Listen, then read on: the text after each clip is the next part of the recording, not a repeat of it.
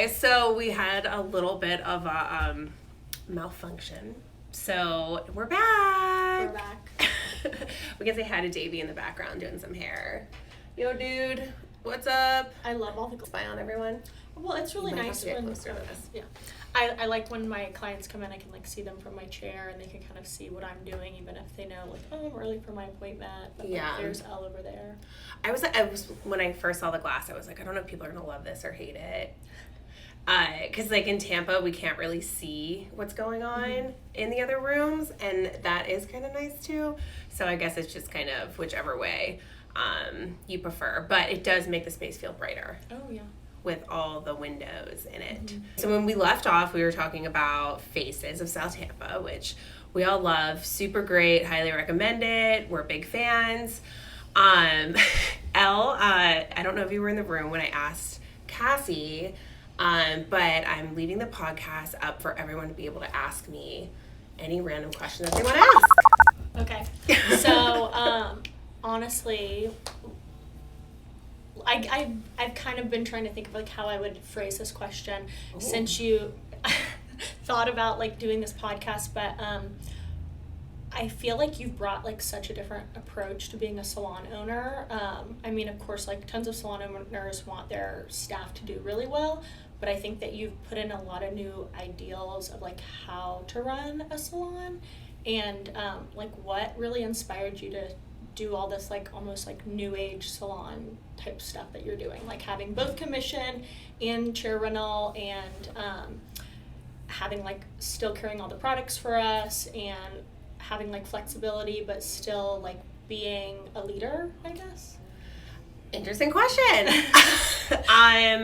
So I kind of touched base about booth rental salons to commission salons with Mark, but we did not touch this topic, which is interesting. So it's kind of like a play on that. When I became a salon owner originally, I never thought I would own a hair salon. Yeah. Never thought I'd be a salon owner.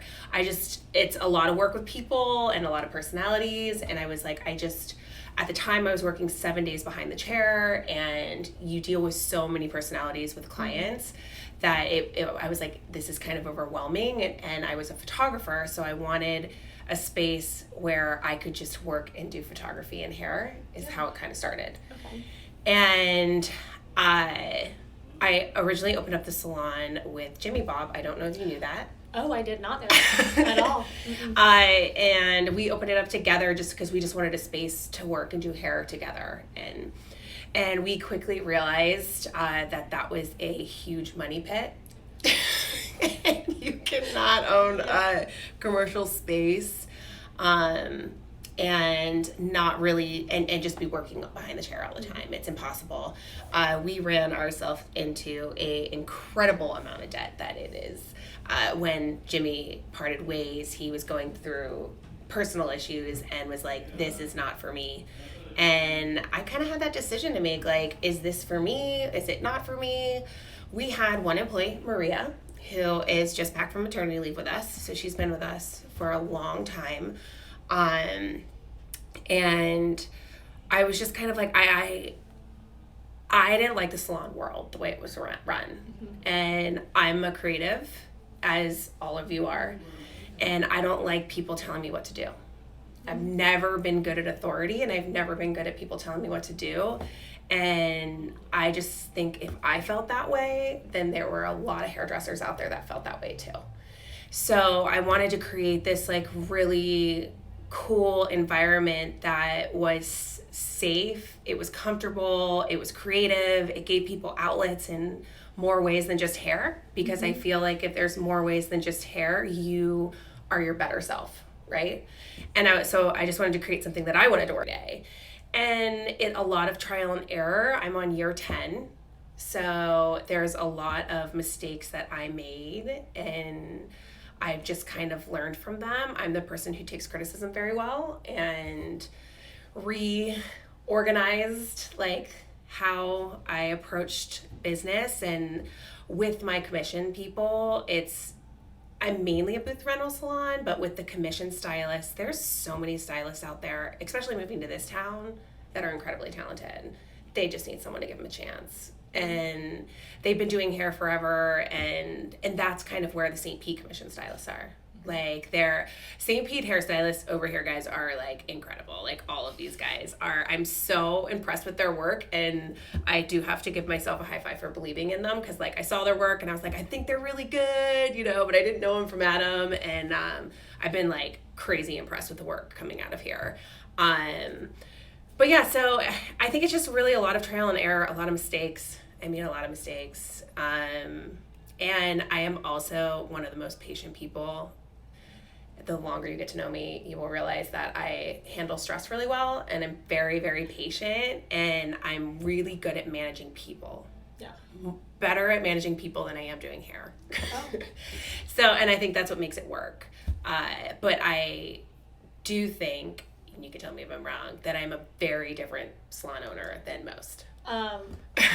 Yeah, I've been really fortunate that I've like only worked at 2 salons like ever that I've stayed with for a long time, but you do have like a whole new approach, which it impresses me like so much. Oh, like it really is. And no, it's I've even when I like visited when I was doing some education like other salons, I've never seen like, I really feel like you put yourself in our shoes of like what 100%. We want, and it's a whole new approach, and it's so fresh. I really like it.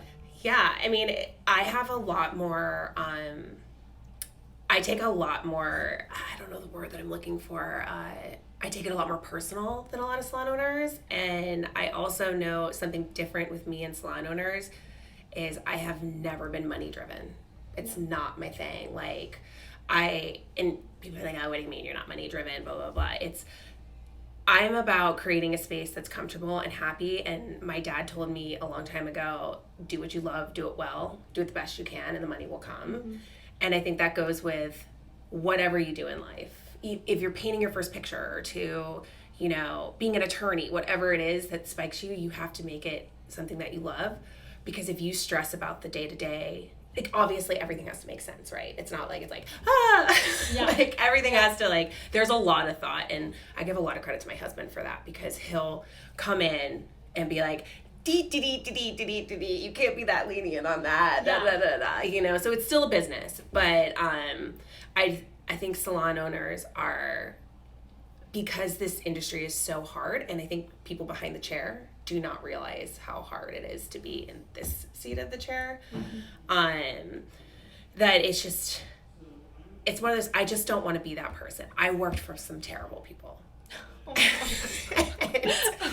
and I worked for one really great one, and she was so calm, and I admired how calm she always was. And me in my 20s and me now is different, but I've also been through a lot more life, and I think life experience makes you more calm too, if that makes sense. Yeah. Like, I think all of us in our 20s were a little bit more like quicker to say things. I don't know, there's just a lot of growing pains, a lot of things, but it takes a special person to manage people and to actually really love it. I really love it. Yes, you can tell that you really love it. But I mean, what is that thing they say? Like, I mean, I have a ton of clients in professions that are completely different from ours, but you can tell the difference from someone who's under a lot of pressure, but it doesn't crack them because they're passionate about their job. Like, that pressure like makes diamonds, like that sort of thing. Where, the pressure of your job will almost, if you're really passionate about it, will make you grow. And I think that's like where I'm at. Like, I absolutely, it's crazy. And I hope like one day this podcast kind of does go somewhere and I can talk to some other salon owners, because I don't think they love it like I love it. Like, I listen, I love being a mom. It's like my favorite thing in the world. I always wanted to have kids, and those kids are my life, but this is my passion. And it's, I wake up every day like excited for the next thing I'm going to do. So, and like, how can I make the salon better, and how can I make it cooler? And yeah, it's definitely passion. It's passion driven, I guess. And it's just kind of liking managing, which everyone else hates. Yeah, and you're like always open to doing something new. Like, I can't believe when I walked in the other day and you're like, let's do a podcast. And I'm like, okay, like I'm totally up for that. So I love how much you adapt and move forward and try new things. Yeah, I signed up for TikTok. Oh, Did I tell you? saw that. I followed us on TikTok. It popped up on my feed the other day. So, for anyone who knows me for a really long time, I was like, what is this TikTok? I can't, like, I'm older. So it's like getting into Instagram was big for me. And back in the day, if I had these apps, I would have killed it because I was like more into it. But TikTok was one I did not want to be a part of, but it's so much easier to edit like videos. Yeah. I was like, why didn't I sign up for this years ago? Yeah, TikTok's really great. I also think it's a different platform because you can get followers and it will boost you, but you don't necessarily have to have followers to get views, where I feel like on Instagram, you really need to seek to get the content you're looking for. Yeah. And the algorithm, sometimes scary, will bring you the content you didn't even know you wanted to see. Yeah. Very true. It's a playing field for everyone. I mean, of course, influencers, like mega influencers, are going to pop up first, but it really evens the playing field for like everyone to get views. So what do you feel about influencers? So I feel like there's, in this world of someone who's like not really into this world yet, that influencers are going to disappear because everyone becomes their own influencer type thing. Like there's just so many that I'm like, how does this sustain, and where have you ever thought about that? Or am I just weird? No, I actually, last year, I really thought about like what I was ingesting, and I unfollowed almost every person, like influencer, trying to sell stuff to me on my Instagram. I did that a long time ago, and I still follow a couple that I really feel like bring personality or I'm like truly interested in, and I've honestly maybe never bought anything from them, but I just think that they're funny people. But actually at New York Fashion Week this week, they did something at like the Women's Summit, and they brought in Alex Earl. Do you know who that is? No, but I have worked many fashion weeks. Okay, that's another one of my lives. Alex Earl's a big TikToker, and she's... Oh, that's why I don't know. Yeah, okay. Yeah, she's a big TikToker. TikTok for 2 weeks now, guys. Yes. Huge TikToker. I'm sure anyone listening to this might know who she is, but she was talking about, like, from a Gen Z perspective, like, where influencing is going. And she's like... Interesting. Yeah, they said that we know when someone's selling us an ad. Like, yeah. And we don't want to be sold. We want, like, legitimate, like, it's real exhausting. Raw. It's exhausting. It's so exhausting. I'm like, I don't need this dress. I like this dress or like this candle, whatever it is. I'm like, there's so many things, but I can't. That's why I unfollowed everyone. Yeah. So I really feel like, unfortunately, the age of the mega influencer is out, and I really think we're going to see micro influencing is going to take a huge... it's going to take up a lot of space. So, are you familiar with micro-influencing?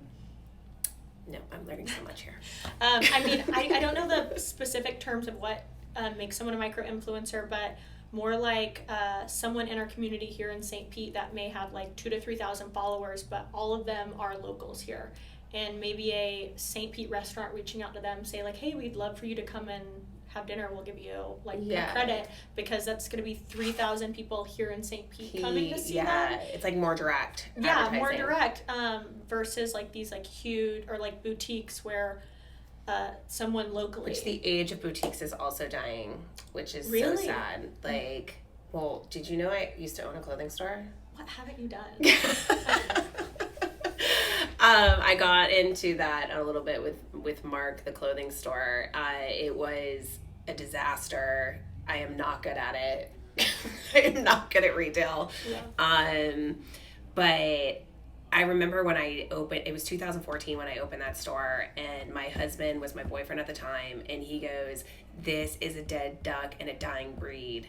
And as much as my husband is old school, he's 45, maybe he's 46, I can't keep track, he's 46.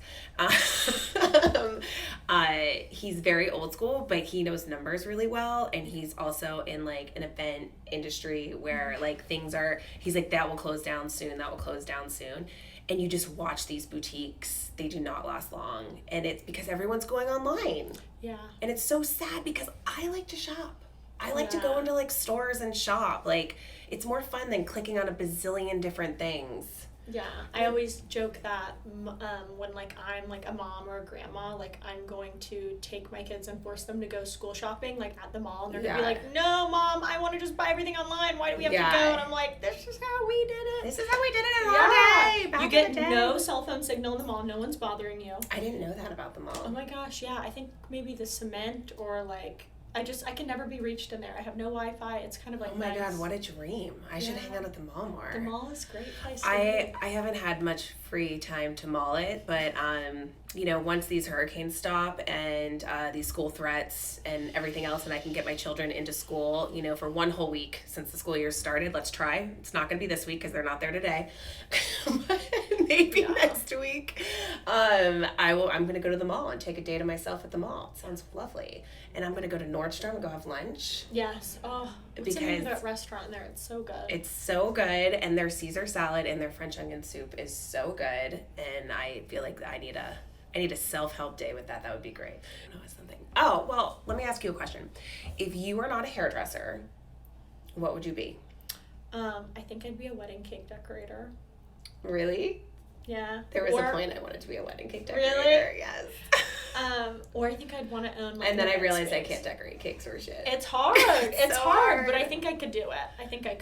I used to have an Aunt Robin, or I still have an Aunt Robin, but I used to help her sometimes when we were really little. Like, she was always decorating cakes, and it was really fun. And I think I'd be good at it. I'm very meticulous. Oh, I remember what I was going to ask you, but let me ask you the cake thing first. Would you want to make my son's cake? I just paid a company who is fantastic, the best cake. I like. It's beautiful. But do you want to make my son's cake for his birthday? I need a Christmas dinosaur cake. You need a Christmas dinosaur cake. Well, so I would think that I'd be very good at decorating cakes. My one thing I'd really have to learn is how to make it taste good. So I don't know if you would. It's just a bunch of 3-year-olds, so I think you're okay. I can do it. How long do I have? Till Christmas. Okay. Hence the Christmas dinosaur cake. Okay, I can do that. Yeah, okay, cool. Well, let's talk about it. If you don't want to do it, we won't do it. The last question I'm going to ask Elle for this podcast, but we're definitely going to bring her back because she's great. And I'm also going to be pairing my stylist with different stylists, just so everyone knows. It's not always going to be me on here, so if you're sick of hearing my voice, there will be other people on here too. I noticed you had a certain ring on earlier on one special finger. Oh, no. During our class. No? Okay, all right. I saw a little something on the finger, and I thought I would ask. I may be testing what it feels like to have a ring on that finger. Okay, all right. Throwing someone under the bus here.